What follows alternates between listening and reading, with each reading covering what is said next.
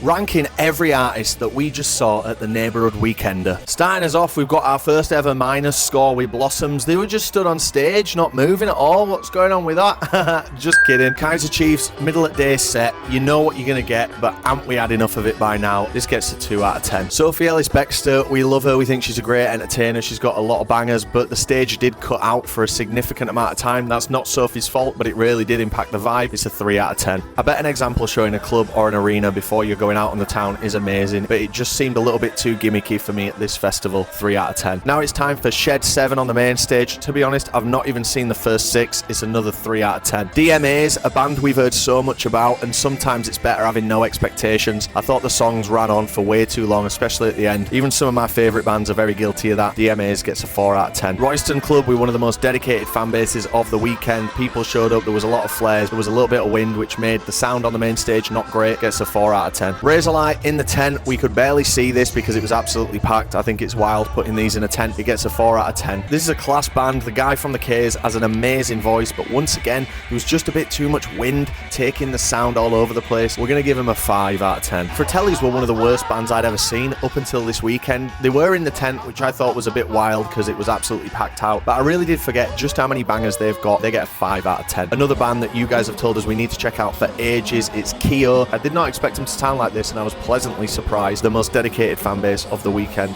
Keo gets 6 out of 10. A nice surprise for us on the little stage was a band called The North. These guys made Johnny Greenwood look relaxed, but let me tell you, they had a cool sound. These guys were really, really good. I'm going to give these a 6 out of 10. Better Joy. We weren't planning on seeing her, but her voice was so nice that it kind of captured us like a siren song, and she was absolutely brilliant. More power to you. 7 out of 10. This band are going to be massive in a few years. Scottish, traditional, as authentic as it comes. Brilliant set of musicians, these guys. This was a 7 out of 10. Seeing these Daft Punk hits played on traditional instruments with amazing skill, it really was a good vibe. It's an 8 out of 10. I'm a big believer in the fact that you shouldn't headline a festival based on the success of a band that you're no longer in. However, Richard Ashcroft absolutely smashed it, and we were super impressed. Balls to the wall, rock and roll this was. Solid 9 out of 10. First band we saw the weekend, and I'd never ever heard of these. Tidelines absolutely smashed it. Couldn't believe the amazing sound that we were hearing in this tent from these lads. Absolutely killing it, and they had bagpipes as well.